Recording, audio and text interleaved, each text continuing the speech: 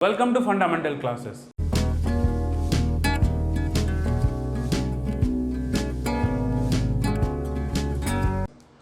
आज हम लोग कोडिंग डिकोडिंग के जो चैप्टर के ऊपर कुछ पढ़ेंगे। जैसे आप लोगों का डिमांड था कि रीजनिंग का क्लासेस, अब से रीजनिंग का क्लासेस स्टार्ट हो जाएगा। अब थंबनेल में भी देख सकते हैं कि कोडिंग डिकोडिंग का क्लास लगाया गया था। आप लोग समझ गए होंगे कि आज हम लोग कोडिंग डिकोडिंग का क्लास करेंगे। कोडिंग डिकोडिंग की अगर बात करते हैं तो ये लगभग हर एग्जाम्स में आते हैं। ओके, पहले देखते हैं कोडिंग डिकोडिंग में सबसे इम्पोर्टेंट ये होता है कि आप लेटर्स का जो अल्फ़ाबेट्स होते हैं उनका रैंकिंग को याद रखें। हालांकि बहुत सारे तरीके होते हैं इसको याद रखने के लिए, बट मेरा रिकमेंडेशन यही होता है कि आप उसको प्रैक्टिस के तौर पे आपको इसको लाना है। अगर ABCD का रैंकिंग की बात करूं, ये हम लोग का जो अभी है ये है लेफ्ट रैंकिंग। ये हम लोग का लेफ्ट रैंकिंग है, यानी कि बाएं की तरफ से सबको क्रमांक लिखा गया है।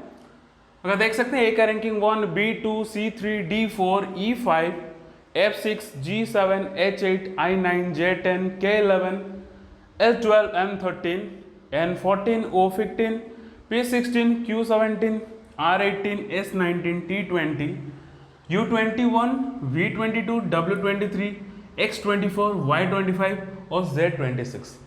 ये हम लोग जो अभी रैंकिंग देखकर लिखा गया है ये लेफ्ट रैंकिंग है। हालांकि लेफ्ट रैंकिंग के साथ साथ हमें राइट रैंकिंग भी याद रखना है।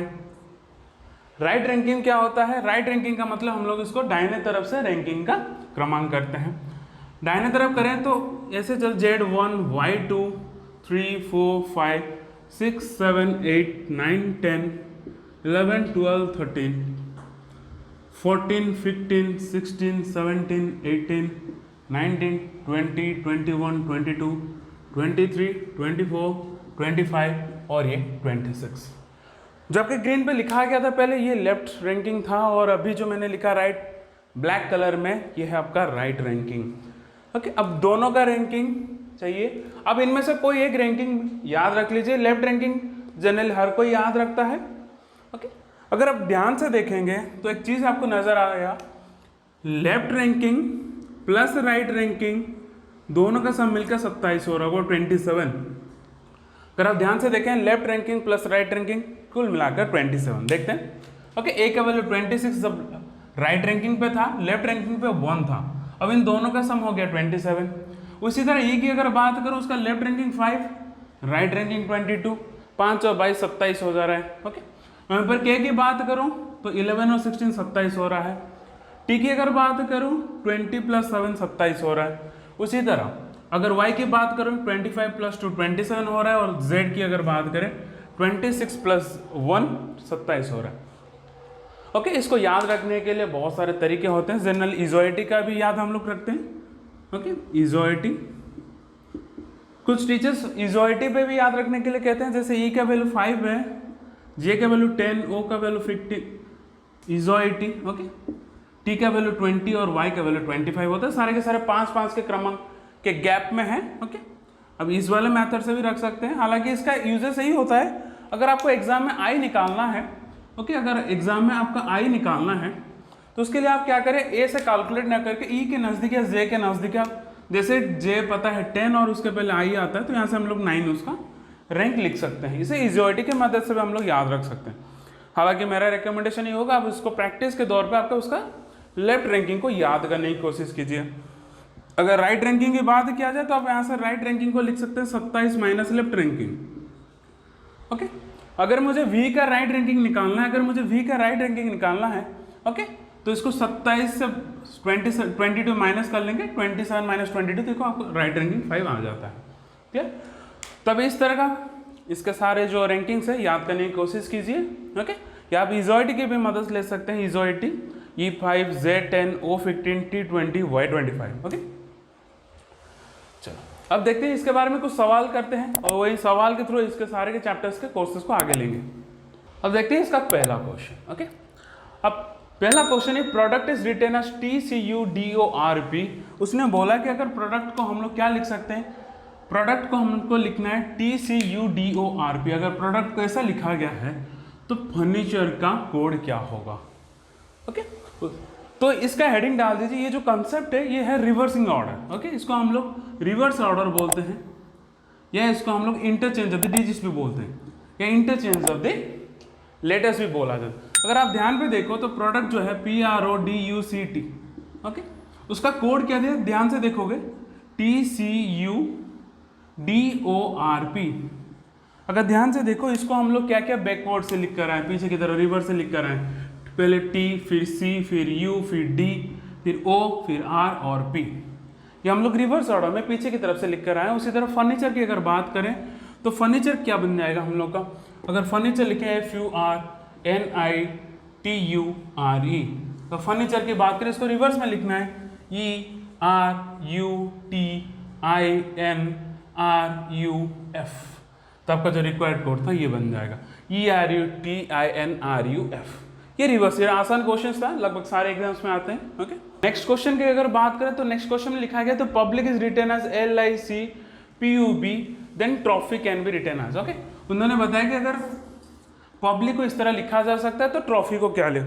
अगर ध्यान से देखो पब्लिक का लास्ट 3 वर्ड को जैसे रखा गया LIC, इधर LIC रखा गया है, फिर पहले 3 को PUBC, यानी कि इनको बीच से क्या किया गया, इंटरचेंज करवा दिया गया है। लास्ट का 3 पार्ट को पहले लिखा गया और पहले के 3 पार्ट को लास्ट पे लिखा गया, यानी आधे से उसको रिवर्स ऑर्डर पे लिखा है।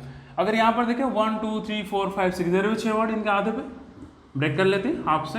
ओके, तो लास्ट के 3 पार्ट पहले लिखेंगे, यानी कि PHY, फिर पहले का 3 पार्ट TRO, तो ट्रॉफी का कोड बन जाएगा PHY TRO। ये भी एक आसान सवाल था, पब्लिक को बीच में, ये भी रिवर्स ऑर्डर है, हालांकि यहाँ पर लेटर का रिवर्स ऑर्डर किया गया। ओके, ये पूरा एक लास्ट 3 करके उन्होंने रिवर्स किया है। नेक्स्ट क्वेश्चन की अगर बात करें, उसने लिखा है organic is written as NICORGA, then provide का क्या होगा। उसने बताया कि ऑर्गेनिक, ओके, अगर देखोगे लास्ट यहाँ पर क्या किया गया, लास्ट के 3 वर्ड्स को पहले लिखा गया NIC, फिर उससे पहले जितने वर्ड्स थे स्टार्टिंग में ORGA उसको ऐसे के वैसे ही रखा गया है। तो हमारे कोडिंग में सेम वही टेक्निक लगेगा, लास्ट के 3 वर्ड्स को हम लोग पहले लिख लेंगे, यानी कि IDE को पहले लिख लेंगे, फिर स्टार्टिंग में जो था PORV उसको ऐसे लिखा जाएगा PROV।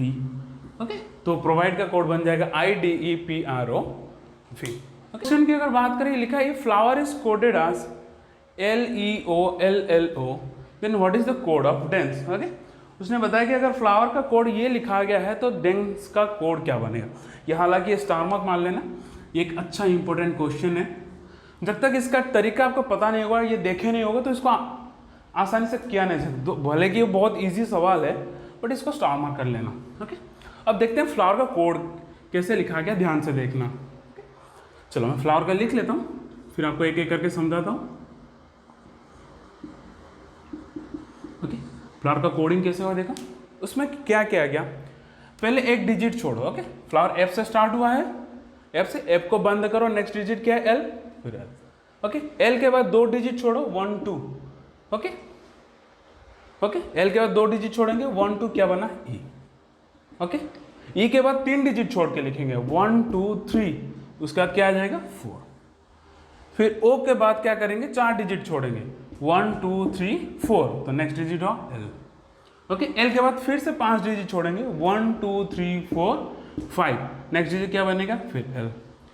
ओके, फिर दोबारा क्या करते हैं, L से 6 डिजिट छोड़ते हैं 1 2 3 4 5 6 डिजिट छोड़ दिए, तो नेक्स्ट डिजिट क्या बना O। तो आपका जो फ्लावर का कोड था LEOLLO बन गया। समझ में आया, दोबारा इसको समझा देता हूँ आप लोगों को। ओके, फ्लावर का कोडिंग कैसे किया गया देख ले, फिर हम लोग डेंस का निकालेंगे।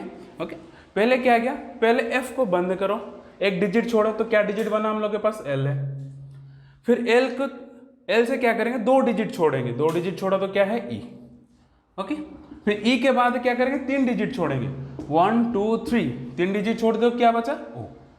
फिर O से क्या करेंगे, 4 डिजिट छोड़ेंगे 1 2 3 4, 4 डिजिट छोड़ दिए तो 5 डिजिट L बन गया।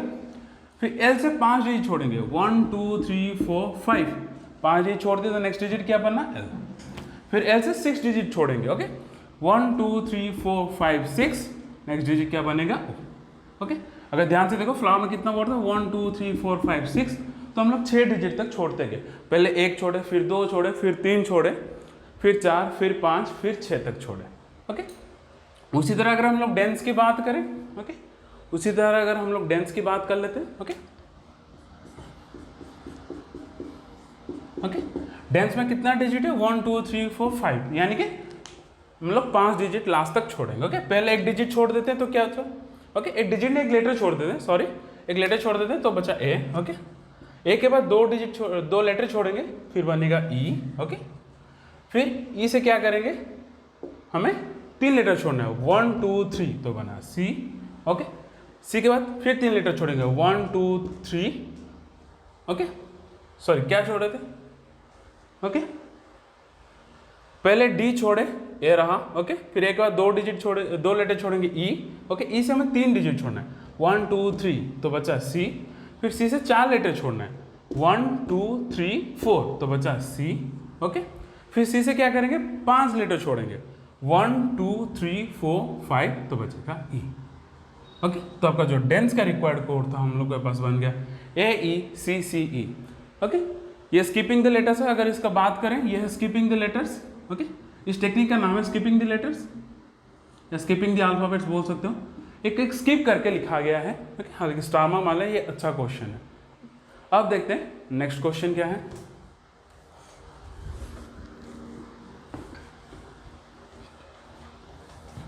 ओके, नेक्स्ट क्वेश्चन में लिखा गया है carbon is written as, okay उसने जो carbon is written as AOR then what is the code of provide. Okay, उसने बोला कार्बन का अगर मैंने लिखा है कोड, ओके कार्बन का अगर उसने बताया कार्बन का जो है लोग का कोड है AOR लिखा है। ओके, इसको ध्यान से देखते हैं कैसे लिखा गया है। ओके, ये फिलहाल वही सेम पीछे वाले टेक्निक की तरह है। ओके, जैसे पहले वाला क्वेश्चन था, पिछले वाला क्वेश्चन, इसको स्टार मार्क मान लेना। वही सेम स्किपिंग द लेटर्स का टेक्निक है। अगर स्किपिंग द लेटर्स का टेक्निक है तो यहाँ पर हम लोग देखते हैं। ओके, पहला सी को छोड़ देते हैं तो क्या बचा, इसमें कितना है डिजिट्स अल्फाबेट्स 1 2 3 4 5 6, तो यानी कि 6 डिजिट्स लास्ट तक हम लोग स्किप करके चलेंगे। पहले एक डिजिट स्किप करेंगे, क्या है ए, फिर ए के बाद 2 लेटर स्किप करेंगे तो बना ओ, फिर हम लोग ओ लिखें। ओके, यहाँ पर ओ है। ओके, यहाँ की बात करें तो ओ है। ओके, पहले सी छोड़े, एक डिजिट छोड़ लिए तो ए, फिर ए के बाद 2 लेटर छोड़े ओ आया, फिर उसे 3 लेटर छोड़ेंगे 1 2 3, 3 लेटर छोड़ दिए तो फिर क्या है आर है। फिर आर से 4 लेटर छोड़ेंगे 1 2 3 4 5, सॉरी 4 छोड़ना है, आर से 4 लेटर छोड़ना है ना, 1 2 3 4, 4 लेटर छोड़े तो ए आया। ओके, ऐसे फिर 5 लेटर छोड़ना है 1 2 3 4 5, फिर से ए आ गया।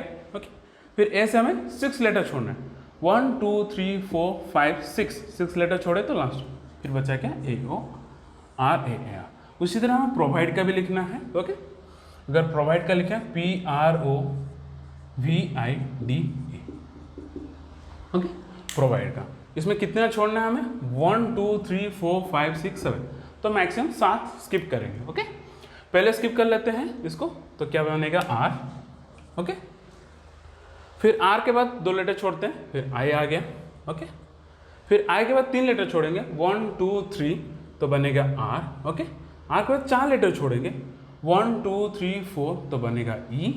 ओके, ई से 5 लेटर छोड़ेंगे 1 2 3 4 5, फिर बनेगा डी। ओके, डी से 6 लेटर छोड़ेंगे 1 2 3 4 5 6, ओके फिर से बनेगा डी। ओके, यहाँ पर 7 लेटर छोड़ेंगे 1 2 3 4 5 6 7 तो बनेगा ई। आपका जो रिक्वायर्ड कोड था RIREDDE। ओके, RIREDDE आपका जो रिक्वायर्ड मिला, जो प्रोवाइड का कोड है RIREDDE। ये बहुत अच्छा क्वेश्चन है, इसको आप स्टार मार्क मार लीजिए। अगर समझ में नहीं आया तो वीडियो को दोबारा पॉज करके और एक बार देख लीजिए इन दोनों क्वेश्चंस को। इसको अच्छा क्वेश्चन है ये एक CHSL का क्वेश्चन है। अगर आप देख सकते हैं तो ये एक CHSL का क्वेश्चन है। क्वेश्चन दिया गया, select the option that is related to the third letter cluster in the same way as the second letter is related to the first letter. उसने बताया जैसे सेकंड लेटर फर्स्ट लेटर के साथ relation में है, जो सेकंड लेटर है वो फर्स्ट लेटर के साथ रिलेशन में है, उसी तरह उसने पूछा है कि जो related to third letter. Okay, ये किसके साथ रिलेटेड, मतलब हमें ये वाला बॉक्स निकालने के लिए बताया गया। उसने बताया कि सेकंड वाला जैसे फर्स्ट के साथ रिलेटेड है तो लास्ट वाला जो फोर्थ होगा वो थर्ड के वाला कैसे रिलेटेड होगा, यानी कि इसका कोड क्या बनेगा। अगर आप ध्यान से देखो तो इंटेक्स का लिखा कैसे गया है, ओके, इंटेक्स को लिखा कैसे गया है। ओके, तो हम ये पहले समझ लेते हैं इंटेक्स को लिखा कैसे गया है। Okay, INTEX। ओके, ये बता दूं ये CHSL का क्वेश्चन है। ओके, इंटेक्स को पहले कैसा लिखा गया है ना, इसको अल्फाबेटिकल ऑर्डर पे सजाया गया, जो अल्फाबेटिकल क्रमांक होते हैं उसके तौर पे सजाया गया है। पहले हमें ABCD करते देखते हैं। पहले A, इसमें A नहीं है, B नहीं है, C नहीं है, D भी नहीं है, E। तो हमें अल्फाबेट के ऑर्डर पे पहले E आता है, तो हमें पहले इसको E लिख लिया। फिर E, F नहीं है, G नहीं है, H नहीं है, फिर आता है I लिख लिए। ओके, यहाँ पर E गया, I गया। ओके, I, फिर J नहीं है, IJKL नहीं है, M नहीं है, फिर N। ओके, फिर N आ गया। ओके, फिर उसके बाद T आता है, फिर उसके बाद X आता है। ओके, देखो इंटेक्स का कोड EINTX ये दिया गया। उसी तरह तो स्मॉल का कोड क्या हो जाएगा, अगर स्मॉल की बात करें तो इसके जितने भी लेटर्स हैं, जितने भी अल्फ़ाबेट्स हैं, इसको हम लोग अल्फ़ाबेटिकल ऑर्डर पे लिखना होता है। पहले क्या आएगा हम लोग अल्फ़ाबेट पे, A आता है। ओके, फिर L आएगा तो 2 बार L लिख लेंगे, फिर M आएगा, M लिख लेंगे, फिर S। तो इसका जो आंसर बनेगा ALLMS, ये आपका करेक्ट ऑप्शन था। यानी कि CHSL में भी इतना आसान सवाल बनता है कोडिंग डिकोडिंग से। कोडिंग डिकोडिंग एक ऐसा चैप्टर है जो बैंकिंग से लेकर SSC, रेलवे, लगभग हर गवर्नमेंट एग्जाम्स में आते हैं। SSC कंबाइंड करते यानी कि CGL का क्वेश्चन है, और प्रीलिम्स का क्वेश्चन था 1999 में फर्स्ट सिटिंग का, बहुत ही आसान सवाल था। उसने बताया कि इफ़ A = 1, अगर A का वैल्यू 1 है और पेट का वैल्यू 37 है, तो मुझे टैप का वैल्यू बताना कितना होता है। ओके, PAT पेट का वैल्यू उसने बताया है कि 37। ओके, हम लोग पहले क्या करते हैं, इसका जो हम लोग अभी रैंकिंग देख कर आए थे स्लाइड्स पे, वहाँ पर अगर रैंकिंग की बात करें तो P का वैल्यू कितना होता है, रैंकिंग 16। लेफ्ट रैंकिंग की बात कर रहा हूँ, P का लेफ्ट रैंकिंग है 16 और A का लेफ्ट रैंकिंग है 1 और T का लेफ्ट रैंकिंग है 20। अब इन तीनों को ऐड कर लेते हैं।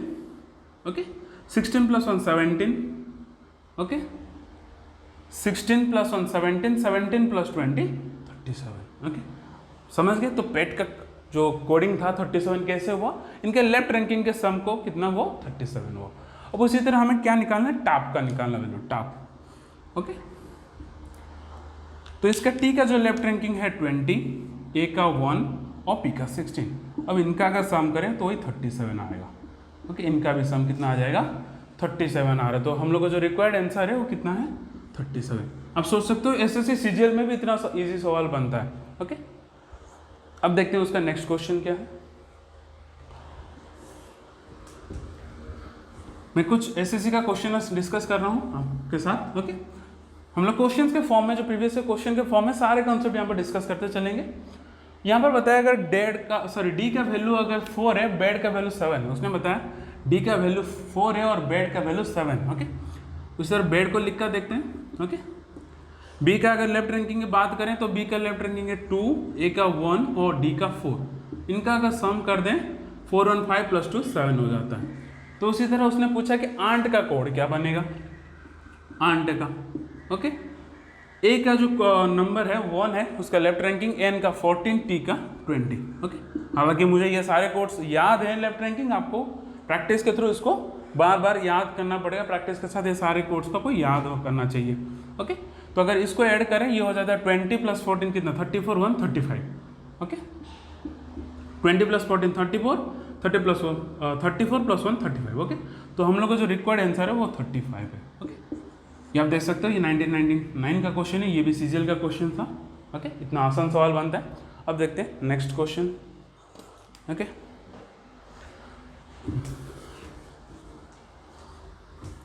ओके, नेक्स्ट क्वेश्चन में ये बताया गया if C = 3 fear is coded as 30। Okay, उसने बताया अगर C का वैल्यू 3 है और fear का वैल्यू 30 है। ओके, तो अब हम लोग देखना है कि what is the code number of fair. Okay, C का वैल्यू 3 दिया गया और fear का वैल्यू कितना दिया उसने, जो fear है fear का वैल्यू उसने 30 दिया। चलो देख लेते हैं कैसा है। F का वैल्यू 6 है, लेफ्ट रैंकिंग 6, E का लेफ्ट रैंकिंग 5, A का लेफ्ट रैंकिंग 1 और ये हो गया 8। अब इसको देखते हैं सम, 6 + 5 11, 11 + 5 1 12, 12 + 18 30। तो यानी कि इनके भी लेफ्ट रैंकिंग का सम क्या हो गया 30। तो इसके लेफ्ट रैंकिंग का सम के हिसाब से इसका कोड है 30। तो इसी तरह हेयर का लेफ्ट रैंकिंग क्या हो जाएगा। ओके, हेयर का देख लेते हैं। ओके, हेयर का एज की अगर बात करें 7, ओके सॉरी ओके, एज का जो लेफ्ट रैंकिंग 8 है, ए का 1 है, आई का 9 है और आर का 18 है। ओके, इसको ऐड करें तो कितना हो जाता है, 9 + 1 10 हो गया। ओके, 10 + 8 18 हो गया और 18 + 18 36 हो गया। तो इसका जो कोड आ जाएगा आपके पास 36। तो आपका जो रिक्वायर्ड आंसर था वो कितना हो गया, 36। ओके, ये सारे लेफ्ट रैंकिंग के सम के ऊपर ये क्वेश्चन है, हालांकि इसको ऐड कर लो तो 36 बनता है। तो इसका जो रैंक जो कोड मिला है हेयर का वो है आपके पास 36। अब देखते हैं नेक्स्ट क्वेश्चन।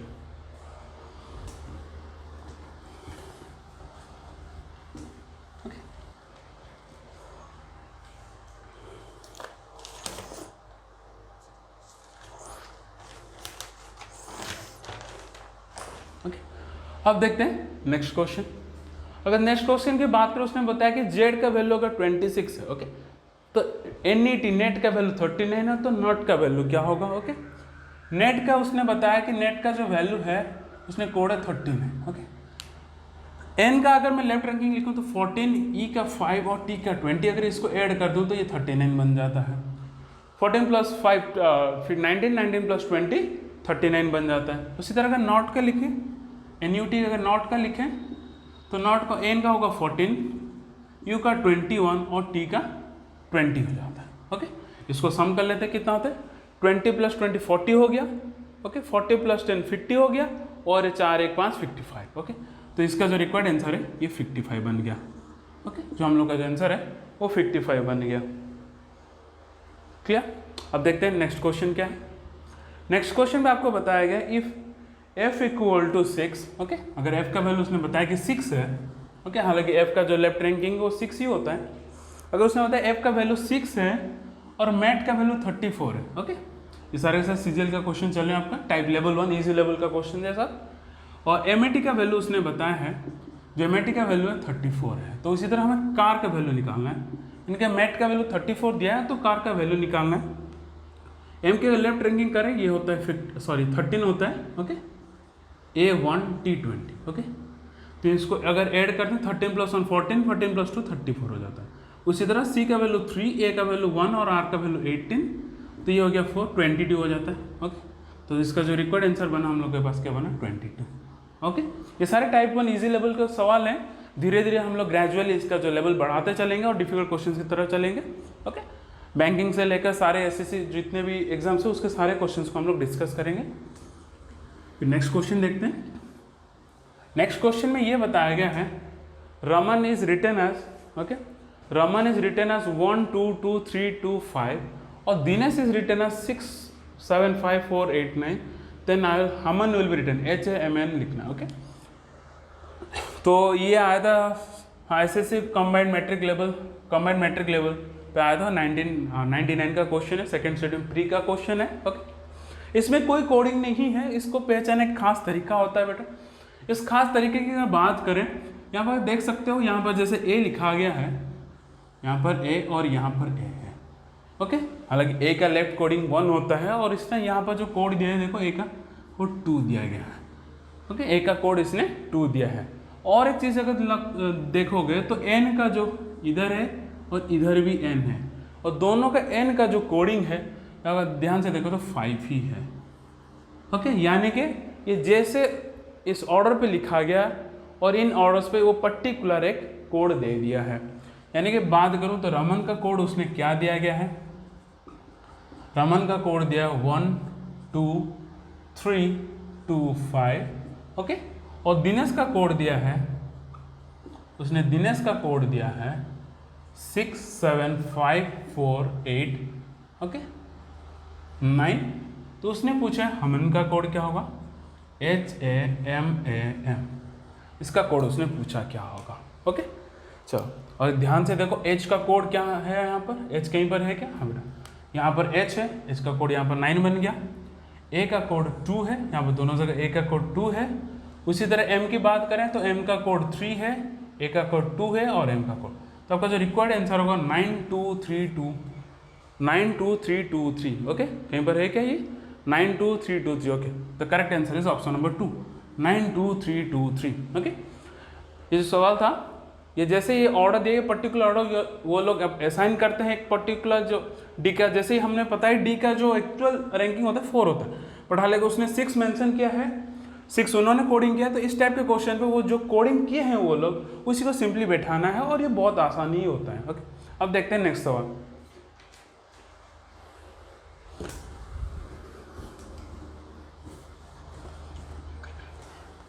अगर नेक्स्ट सवाल की बात करें, नेक्स्ट सवाल में दिया गया अगर ए का वैल्यू 26 है और सन का वैल्यू 27। ओके, अगर आपको याद हो अभी जैसे हमें पता था ए का अगर बात करूं, ए का लेफ्ट रैंकिंग हम लोग बताए थे 1 है। ओके, और राइट रैंकिंग मैंने बताया था ए का कितना है 26 है, क्योंकि दोनों का सम मिलकर कितना होना चाहिए 27 होना चाहिए 27। लेफ्ट रैंकिंग 1 है, left ranking plus right ranking कितना होना चाहिए 27। लेफ्ट रैंकिंग हमें ए का पता था 1 है, 27 होगा तो उसका राइट रैंकिंग कितना हो जाएगा, तो राइट रैंकिंग हमें 26 मिल जाएगा। ओके, उसने ऑलरेडी देकर रखा है कि ए का जो राइट रैंकिंग कितना है 26। ओके, ए का अगर राइट रैंकिंग 26 है, सन का 27 है। ओके, जो सन है, ओके, सन का जो रैंकिंग दिया उसने कितना दिया है 27 दिया है, सन का जो रैंकिंग है उसने 27 दिया है। ओके, एस की अगर राइट की तरफ से रैंकिंग याद करें तो ये होता है 8। ओके, एस का जो राइट रैंकिंग आ जाएगा वो 8 हो जाएगा,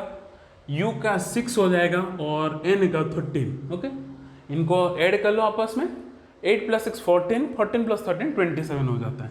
ओके, उसी तरह हमें कैट का लिखना है। ओके, कैट का लिखना है। ओके, और कैट की अगर बात करें तो सी का जो राइट रैंकिंग कितना होता है, ए का और टी का राइट रैंकिंग लिखना है। ओके, सी का जो राइट रैंकिंग होता है वो होता है 24 और ए का उसने पहले ही बताया 26 होता है, और टी का जो राइट रैंकिंग होता है 7। हालांकि अगर को राइट रैंकिंग याद नहीं है, आप एक काम कर सकते हो, सी का वैल्यू लेफ्ट रैंकिंग 3 होता है, इसका 1 और इसका 20 होता है। इसको क्या करो 27 से सब्सट्रैक्ट कर लो। ओके, 27 से सब्सट्रैक्ट कर लो, 27 - 3 24 होता है, 27 - 1 26 हो जाता है, 27 - 27, तो वहाँ से हम लोग राइट रैंकिंग भी निकाल सकते हैं। अगर कोई राइट रैंकिंग याद नहीं है तो इस मेथड से हम लोग राइट रैंकिंग भी निकाल सकते हैं।